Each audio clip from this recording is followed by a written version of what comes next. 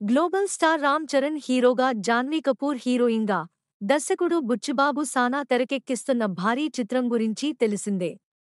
ఇది చరణ్ కెరీర్లో 16వ సినిమాగా తెరకెక్కిస్తుండగా, దీనిపై భారీ అంచనాలు ఉన్నాయి.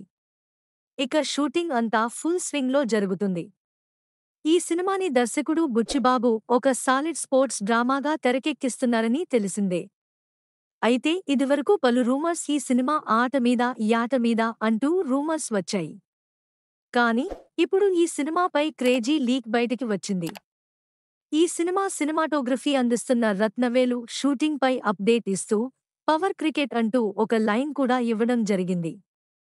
దీనితో ఈ సినిమా క్రికెట్ బ్యాక్డ్రాప్ లో తెరకెక్కుతోందని తెలిసింది. అలాగే ఈ సినిమాలో రామ్ చరణ్ బ్యాటింగ్ పవర్ కూడా మామూలు లెవెల్లో ఉండదని తెలుస్తోంది.